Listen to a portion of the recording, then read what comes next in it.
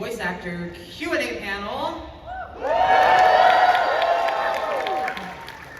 am Phoenix, I'm your director of events. I will be hosting this panel for you guys, and the way it's going to work, not everybody run at once, is that we're going to establish some form of a line along this area. If I see anybody get up right now, I'm going to throw a little plushie at you, and it's never going to hit you. It's just going to... So we are going to line you guys up right here along this edge in this intersection here. We can do along that wall there. We'll do it along that wall. And we're going to come up, and we're going to bring you kind of in this mid-center area. We're not going to get too close to this front here. You're going to ask your question. Just a couple of ground rules. We're here to mainly have fun. The voice actors are graciously here to be with all of you because they love you and you love them, and we're just here for a really good time, right? Right? So in order to respect the audience's time so that we can hear as many amazing answers as possible and to respect our lovely guests' time as much as possible, try and keep your questions concise. We are going to politely ask to limit to one question. If you say, I have 2 questions, I'm going to say, great, I'm going to take the first one. And we're going to go from there. Keep it clean, have fun. This is obviously a family-friendly event. So, who's ready? We're going to go ahead and introduce you to all of our industry voice actors. First up, we have Jason Griffith.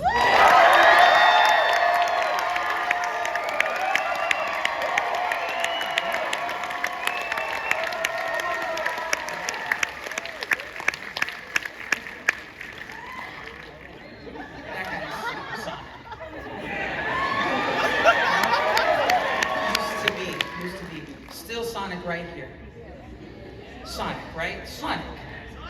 Next up, we have the lovely legacy Lisa Ortiz.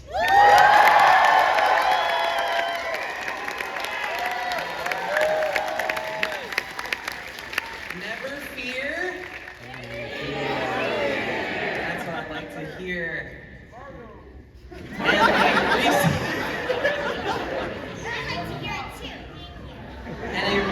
Addition to the team. They're 1 year in Sonic as of recently. Your favorite AI, your favorite daughter, Ryan Bartley.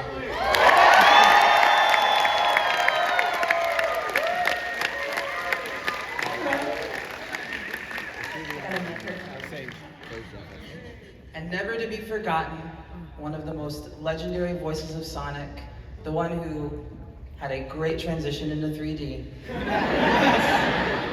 Ryan Drummond.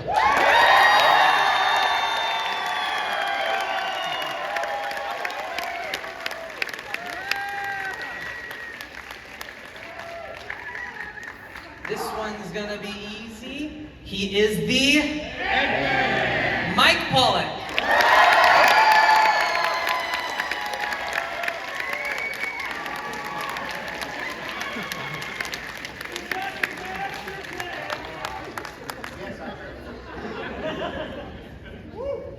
And now, the one that's made you replay the boss over and over and over again to hear that one line when he freezes you in your tracks. Say it with me now. It's Pete Capella.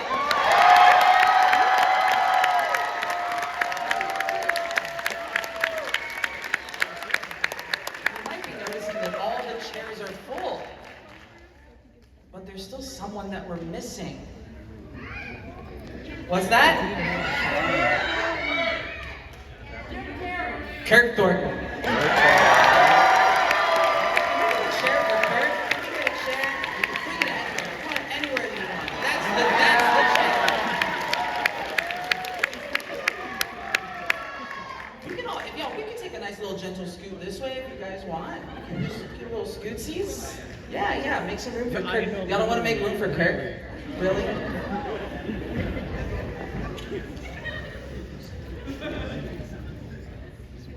So just to give everybody a little bit of a refresher, all of these voice actors have been a part of this franchise for a long time. Even 1 year is a long time. And the best part about it is that like one game is all it takes for you to be known forever in this franchise. And I actually want to start this panel off by all of us singing Happy Birthday. Because Sage is now officially 1 year old. And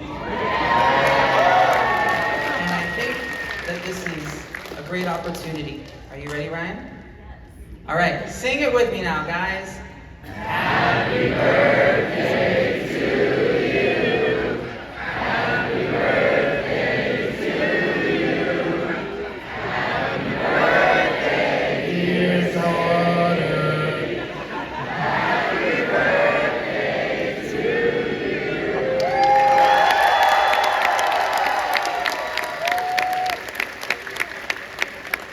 This is my favorite Crush 40 concert. Thank you, Chase. On behalf of the entire Sonic community, because in this one moment in time I get to speak for all of us, welcome to the family.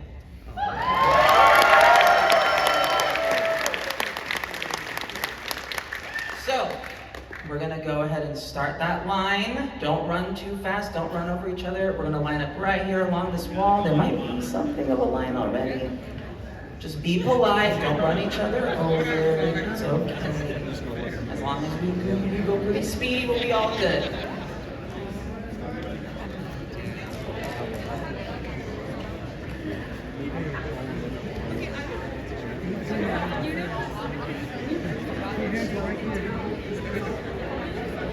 So I'm going to run into you guys over here, and we're going to ask you guys all these wonderful questions, so be prepared. We're going to grill you. We're going to grill you on all your Sonic knowledge of all time. Oh, thank you, good night. All right, I'm going to come run on down.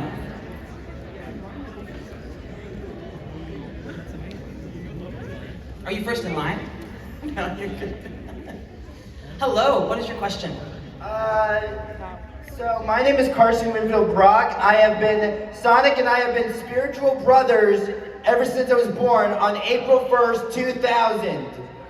My question is, to all of you guys, what has been your favorite Sonic game? Because I know my man Jason here told me his favorite project was Sonic Unleashed. And I'd like to know everyone's favorite Sonic project or voice acting project outside of Sonic. Favorite Sonic project, favorite Sonic thing.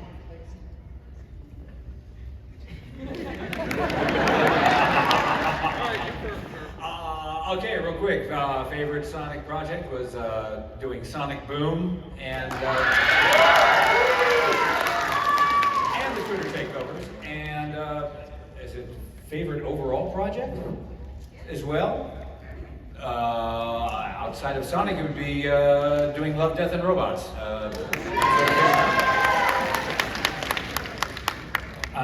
My favorite Sonic project was Sonic 06, whether you guys hate the game or not. I got the opportunity to bring Silver to life, and that was amazing. And then I met all these lovely people, which is the coolest part of it all. And then favorite project outside of Sonic is I was lucky enough to work on a comedy team with Rob Riggle called Riggle's Picks for the NFL. That's sports for everyone in this room who has no idea.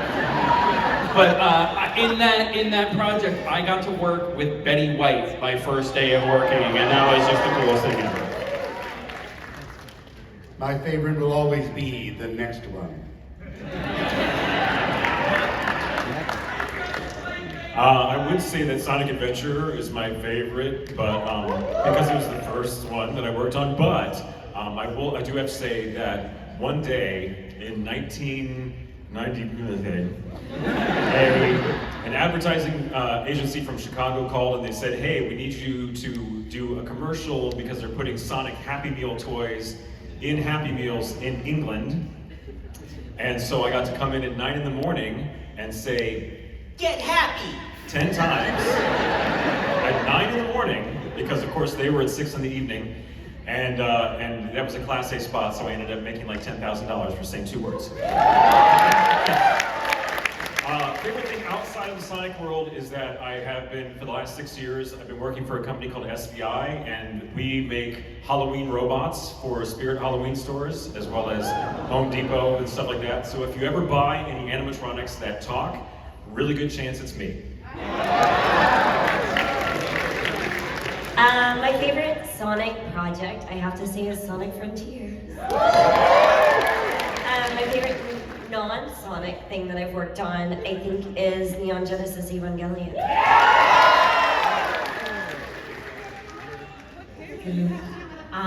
So my favorite Sonic project, which is gonna be controversial, is, but I'll tell you why, is Sonic Black Knight over there.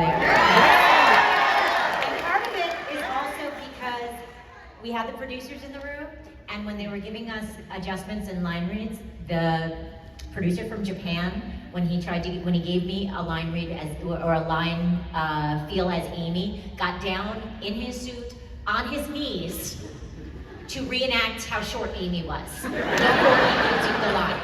So I will never ever forget that. It was great. And then my favorite which is, I'm gonna have to say, is Pokemon, especially this year.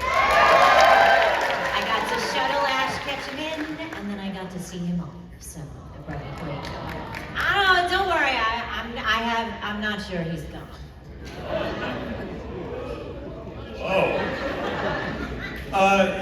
Yeah, Unleashed is probably my favorite project, but Sonic X started everything for me, so I have to. In order for Sonic X, I wouldn't have a career right now.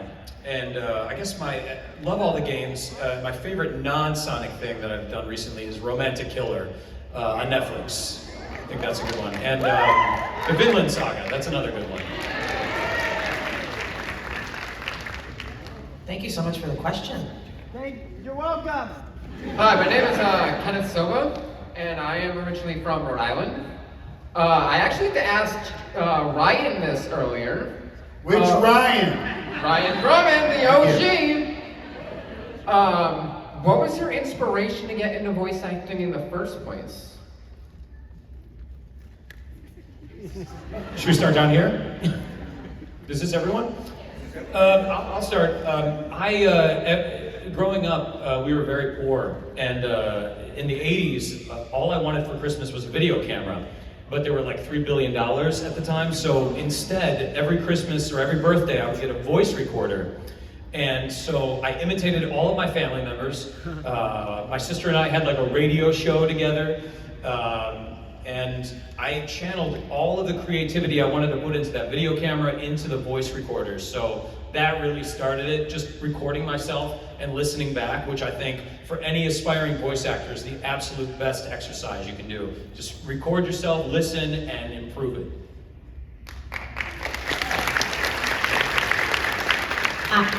I too had a radio show, except the only people who heard it were my brothers and my parents when we trekked across on vacations. So we would just do chipmunk voices and have like a whole entire like radio show with commercials. That is what we did, and I'm surprised it didn't drive my parents insane. But it did, that's true. But we were all so crazy, no one noticed. But yeah, the thing that got me into it was actually, I watched the same thing. I watched cartoons in the morning, and mine were, I watched Voltron, I watched Gem and the Holograms, I watched G.I. Joe. I was a huge G.I. Joe fan and a huge Transformers fan. And this would be a problem later in life because I fell in love with both Starscream and Cobra Commander.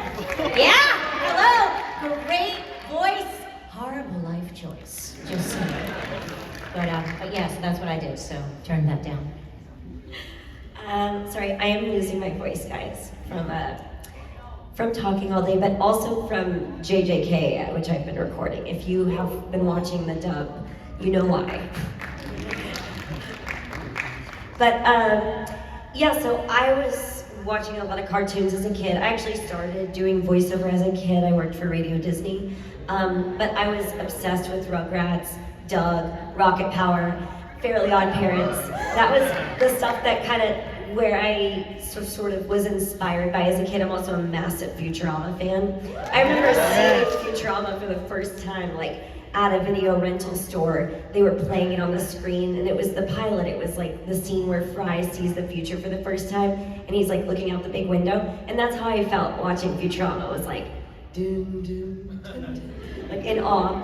But one of the most like important to my childhood, I have to call it out, was Pokemon. Because now I've had the honor of being directed by Lisa on Pokemon, which was one of the biggest, coolest things I've ever achieved in my life. If you don't know, I play Alistair on Pokemon on the anime series, but yeah, that was like amazing. And I've told you this many times. So, but yeah, it was very emotional to get to step into that world. And that was my thing as a kid, it was Pokemon. And I would like record it from the TV and like make myself box sets before box sets existed, you know. But yeah, that was my childhood, and that was what inspired me to want to do this. So. And thank you, Lisa, for letting me be in that world. As I told my friend from Rhode Island earlier, I grew up in a theater family. My dad actually directed me in shows when I was a little kid, and my mom was an actress. And so I grew up in a family that just did acting. That's just what we did, and I didn't know that you could do anything else. So I just kind of acted my whole life. And then when I was in my mid-20s, I moved to San Diego, California, and I signed with an agent who said, hey, you do theater and stuff, right? You do on-camera stuff. Have you ever considered doing voiceover? And I was like, kinda. And she was like, well, great, let's send you out for some stuff. And I got eventually a job with a company called Lightspan Partnership in San Diego that made educational software for kids. And somebody will correct me if I'm wrong, I'm sure, but I think I played a raccoon that did math problems. That was the job. Was I a raccoon? Anybody? That was you? Yeah, that was me. Just because I went through your garbage doesn't mean you have to bring that up. But I was a raccoon, and that guy who ran that studio was actually the guy who introduced me to a casting director who knew someone at Sega. So when they were looking for the new Sonic voices, that person told that person, told that person, told that person, and that guy said, I've got a guy working for me right now that is doing a raccoon. I bet he could do a hedgehog. And that's how I got invited to the audition, and that's why we're sitting here talking about it 26 years later.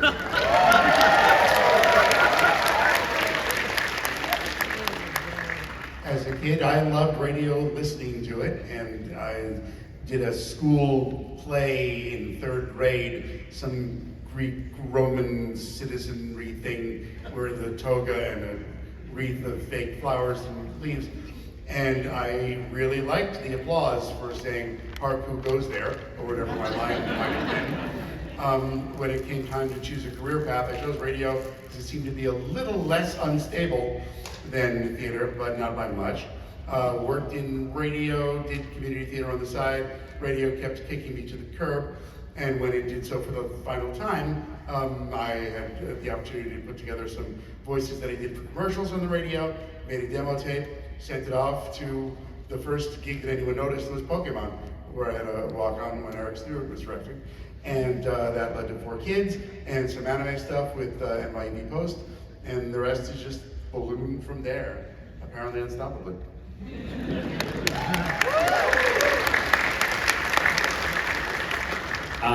My first movie that I saw, and I was very young, was the Muppet movie in the movie theater. And Kermit the Frog was like one of my heroes. And so I started with like just loving to do Kermit, and I would just do voices all the time. And then, oddly, I didn't know this, Mike, but Mike and I had that same path. I was in radio in college before I knew that there was zero future in radio. And so when I went to New York after graduating college, I was a radio DJ. I was Marvin Goodnight, which is the most embarrassing thing. But it was based off of Marvin the Martian from Looney Tunes. It's where I got the stupid name from. And then I realized there's zero future in radio, but same exact thing. I had a demo tape, and I put it online, and 4 kids found it, and it was, on from there.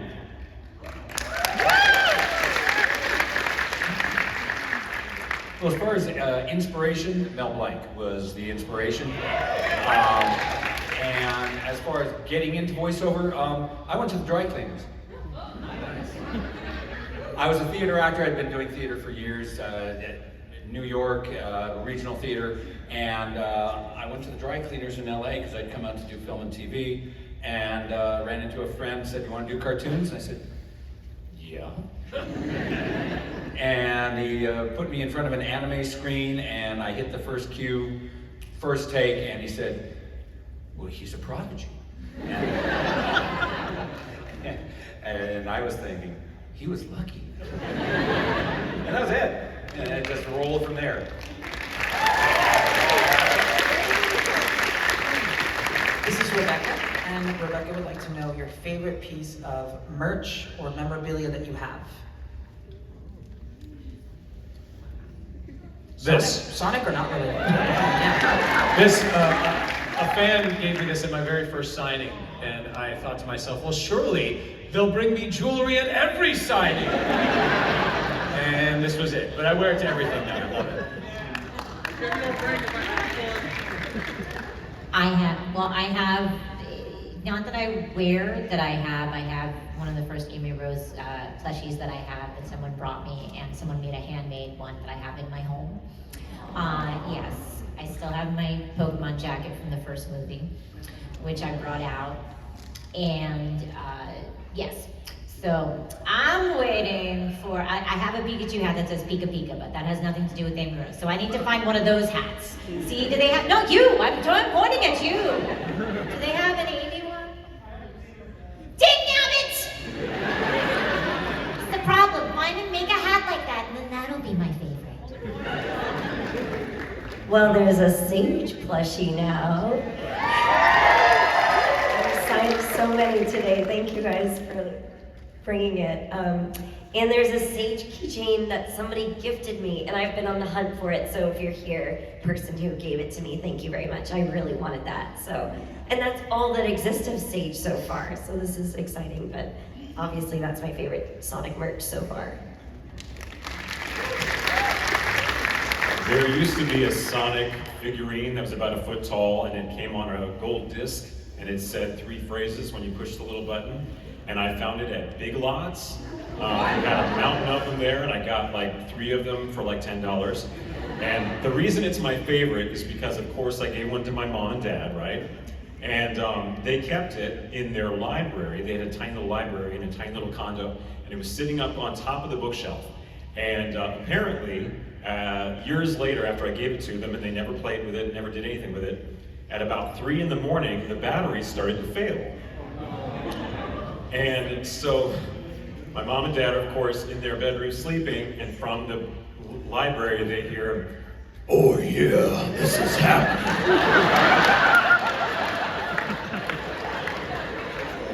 Ready to roll, champ? Let's go!" And it just freaked him out, and I think my dad went in there with a baseball bat or something and realized it was failing batteries, and that's just my favorite merchandise story ever.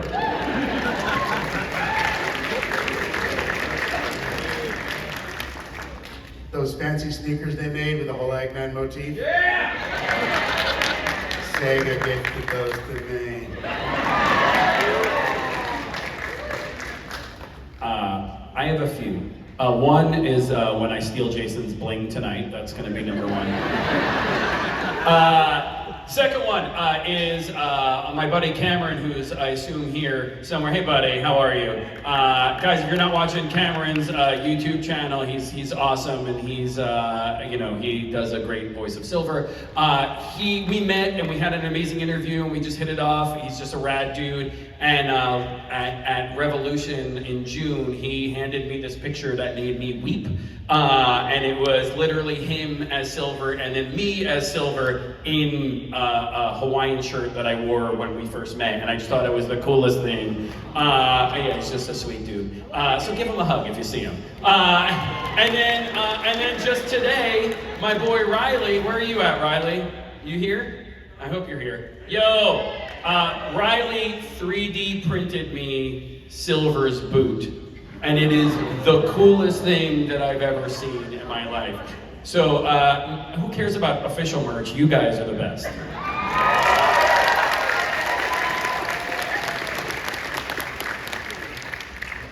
Hey, not nearly as cool as all these guys' merch, but I gotta say, Sega, big kudos. They shower us with swag.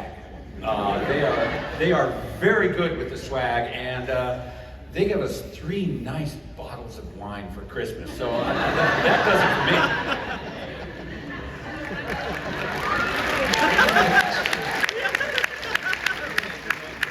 So this is Kelvin. Kelvin wants to know if you guys have a favorite character other than the one that you voice in Sonic?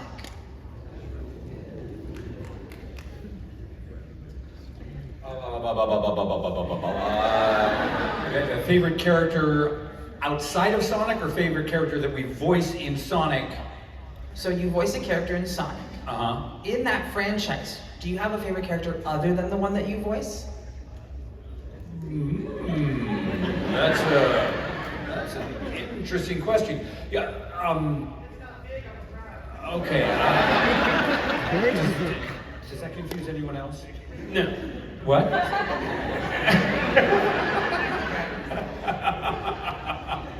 I mean, A character you like that isn't Shadow or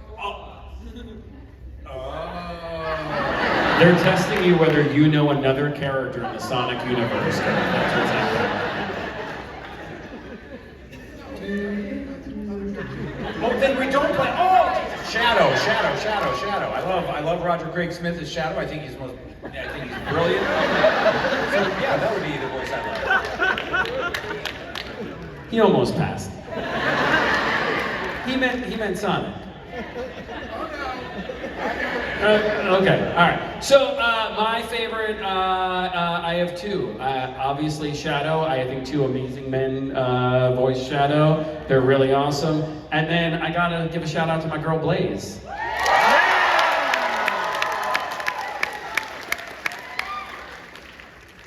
Having first been exposed in Sonic X, to Sonic, in Sonic X, and hearing Andrew Reynolds as Bokoon, and doing that high-speaking voice that he could just do, that made me laugh and awe, and wow, that must hurt. But yeah, Bokoon was terrible. It's a good question. I actually love Amy in all carnations. I feel like I'm supposed to say Eggman. Yes, you are! I also really like Tails. See, this is where we come in. I feel like I'm supposed to say Sonic, which I do, it's wonderful. But I also love Tails. I really feel like I should say Eggman, but I like Mike Pollock's maid from Sonic X.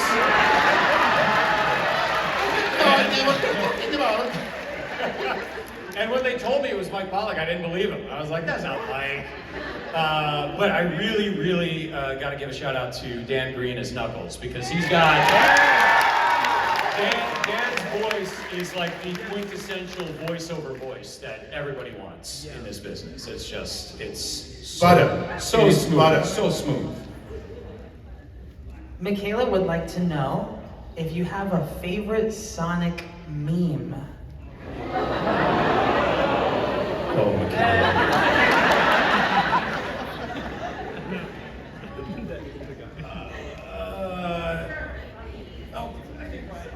Ryan has the answer. I like the ones where like Eggman is like trying to prevent Sage from killing someone and it just says, Sage, no!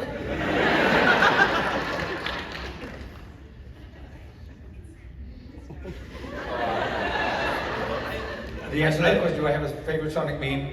No.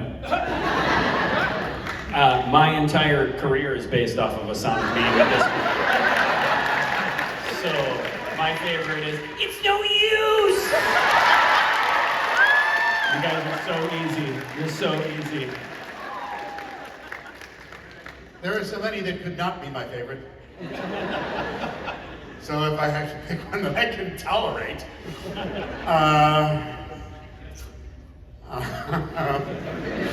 well, no, I'm not sure that's the answer. No, that's definitely not the I answer. feel like Mike Pollock's silk shirt is basically a Sonic meme at this point. My wardrobe. Say it. No, that wouldn't be it. Wow, awesome. Though This next question is there was a request for Lisa and I to reprise the soap meme. Maybe we will later. Maybe. I like any meme that misspells my name. I don't know if this counts as a meme, but I did a condom commercial, and and it's my absolute favorite thing in the world because someone dubbed Sonic and Amy over the commercial, and then I had the good fortune of meeting the person who made that, and he was so embarrassed and so nervous that I was going to be angry. I'm like, are you kidding? This is awesome. I have to see that now. Can I just quickly ask, is Jet in the audience? Is Turbojet anywhere in the audience? Turbojet is here at this convention, the person who made that meme. He's a guest. Yeah. I think I have his phone number. Give me a minute. That's good. You guys all know Turbojet, right? Yeah!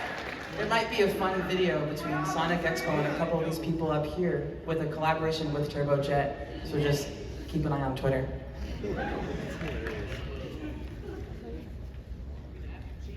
James wants to know what the in-booth recording experience is actually like.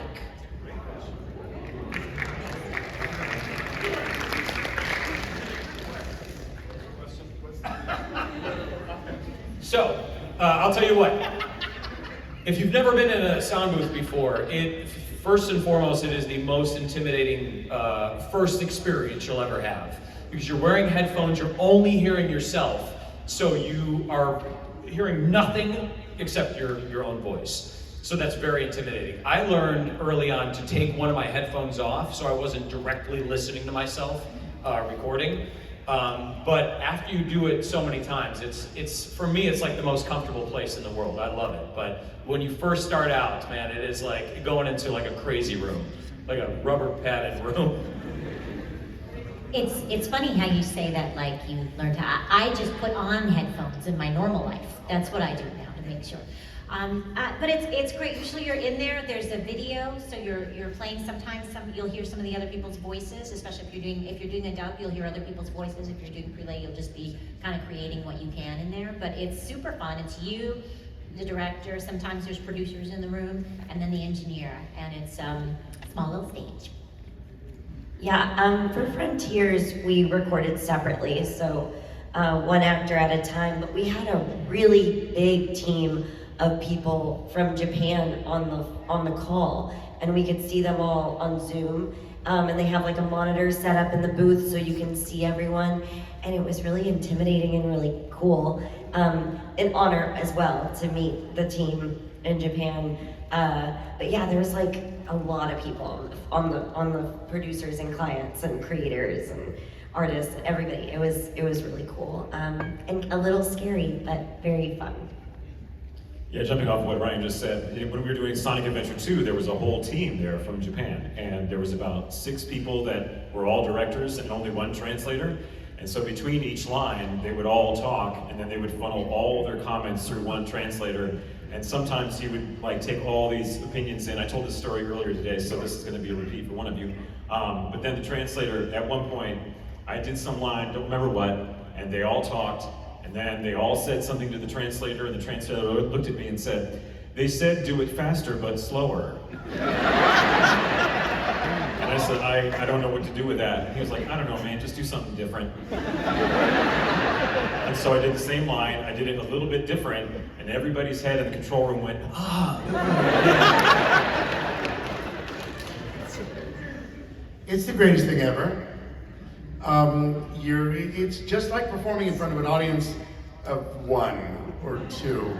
And if you're lucky, people will laugh at you for the right reasons. They might laugh at you because something went horribly wrong, which is fine, but the best feeling is reading a line of dialogue and hearing remnants of laughter as the talkback mic comes on. And cool, I liked it. And we go on to the next line, and that's so cool. We're all actors, and so we're egomaniacs, and being in the booth is an opportunity to perform, and we just want to truly, if you don't have a passion for this thing, we wouldn't be doing it. And so just being in there in that booth, and just it's someone saying, hey, we appreciated your work in the audition, we're gonna let you perform the show. And there's no better feeling in the world. And that Ryan's point about like having the Japanese direct, so that's cool. There was no Zoom when we recorded because we're old and you're young. And but when we had the Japanese director in the booth with us for 06 and moving forward, and that was so intimidating because these are like the guys from Sega and they're dressed to the nines in suits, and I, worked scumbag New York actors at the time, and it was just such a time. I've moved to LA, so now I'm a scumbag LA actor. But it's just such a cool experience to have the people that created this franchise in the room with you and giving you this opportunity. It's lovely. Well, yeah. Oh, there we are. Most of these guys, usually, like with the game, we record individually. But during Sonic Boom and during the Twitter takeovers, we got to work with the cast all in the same room at the same time. So my question is, I mean, you asked what it's like to record. My question is, like with the cast record, were you talking about before or after Mike takes off all of his clothes? Well, when we record remotely, who can tell? Now, just to circle back to a previous answer that Jason said, we do have the guy who made the meme.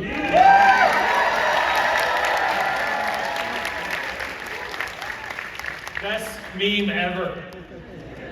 Thank you. So to educate Jet, just a real quick bit, we asked them their favorite meme, and that was Jason's answer. Yeah. I am extremely honored. Thank you, Jason. As am I. I'm actually relieved you're not upset about it. But seriously, just a bit. All right, we can sort it outside later. Yeah. Thank you, Jet. One last cheer for Jet.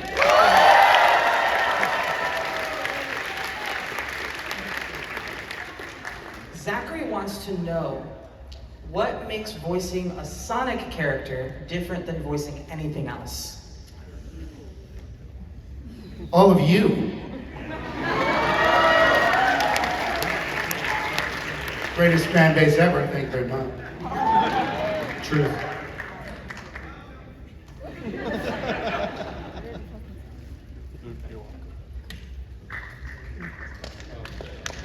So I want to give a very special moment here. This is Eduardo.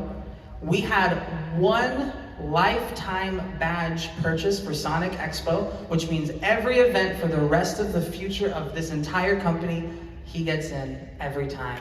He's already paid for it. This is our biggest supporter. This is the one who helps make all this happen with all of you. See you for the next 60 years. And he wants to know, what genre do you think would be interesting to see for Sonic next? Noir. Shadow as like a private detective.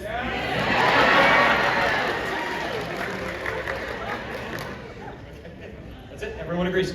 Yes. Or steampunk.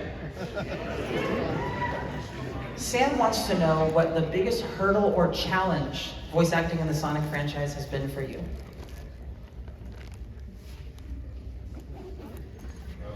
Mine was being in New York in the middle of winter, attempting to voice a character way higher than my normal register with a cold. It's a year, so 06 was hundreds of pages of dialogue, and I sound like this, and I had to sound like this, and I was so sick. And so to know that tea and honey could save you. But yeah, it's you can ask any of these guys, no one's just standing in the booth doing the voice. We're all actors and we're acting this thing out. We're like, you're just moving and it's a lot of effort. And so to know that this is like very taxing on your vocal cords, and sometimes they want you to do stuff that is not comfortable for your, or healthy for your actual vocal cords. So it's really just to put in this as like a full-time job is the most challenging thing for me. Yeah, there's that. Shadow's not real challenging. He's a pretty quiet guy, so yeah, I'm gonna pass to other people.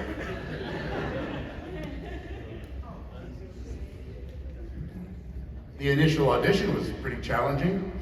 So it's the second one in my case. But you know, but yeah, I was given clips of the impersonator match and took 3 visits into the audition/callback booth before they were convinced that I would do, and that was great. It ended up really well, but for whoever else auditioned along with me, probably not so much.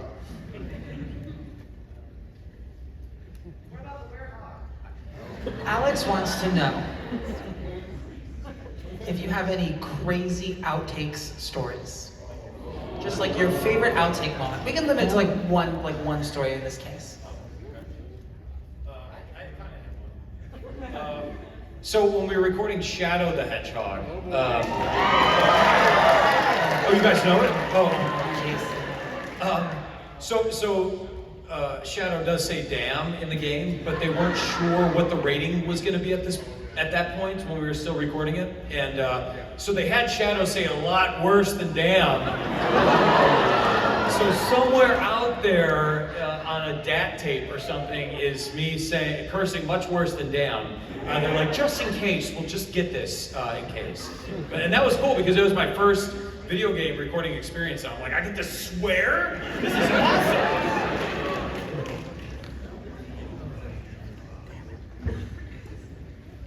So, Connery would like to know,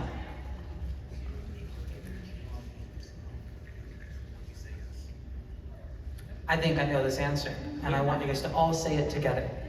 If you were given a chance to come back, for those who are not in the franchise right now, would you do it again?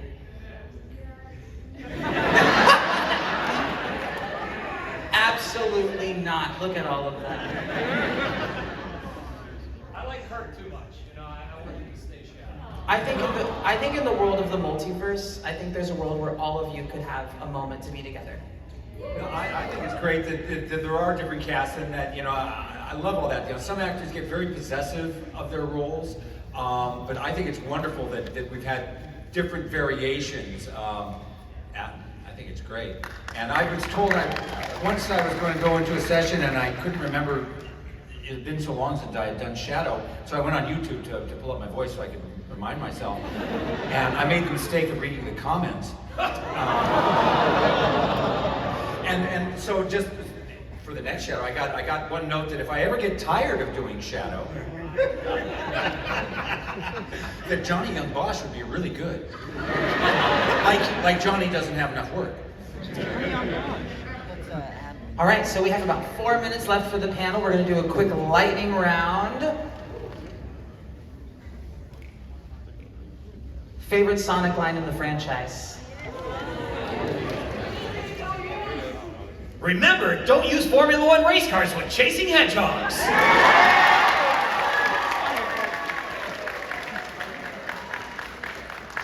Never fear, Amy Rose is here. Or Sonic!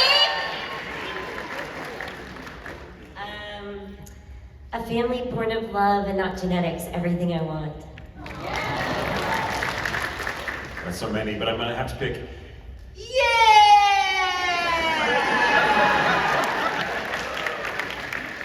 Always true. All of them? I finally found him, the Iblis Trigger. So easy, guys. You're so easy. Maria! Favorite Sonic song?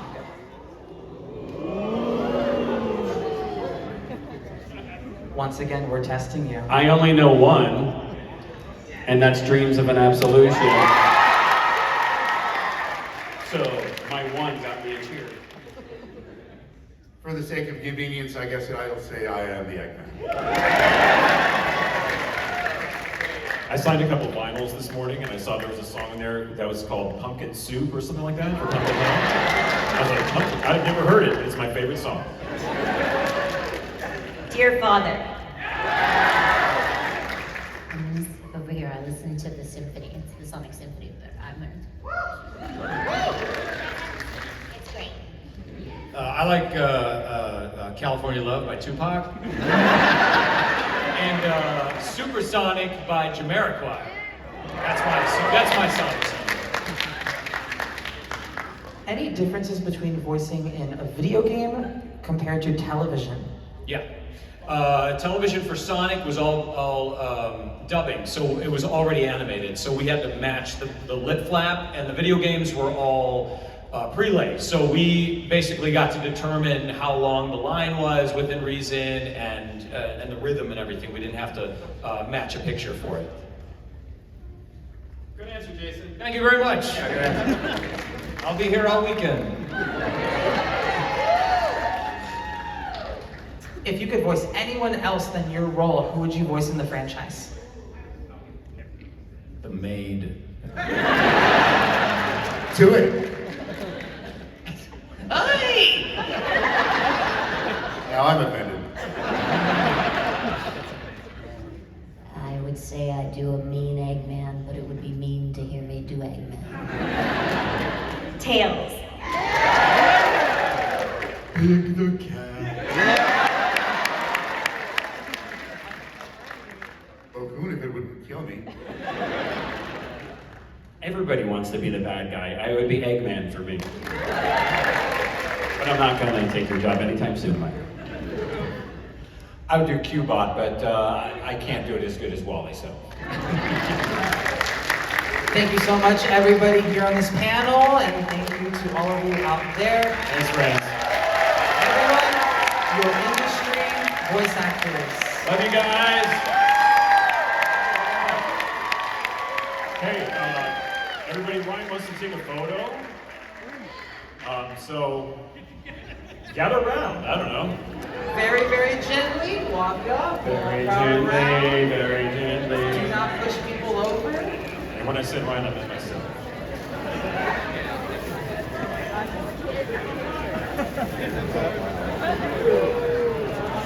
Excuse us.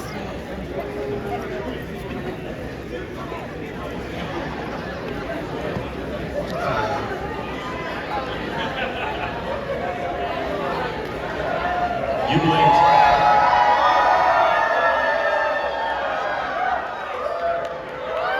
One more. Look at all you fun people all the way in the back.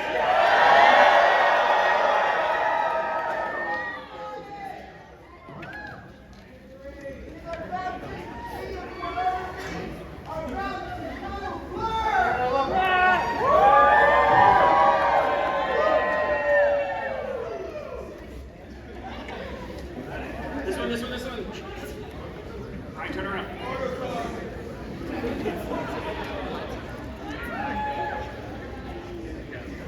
How's my butt look? Thank you. Dude, thank you, everyone. Thanks, guys.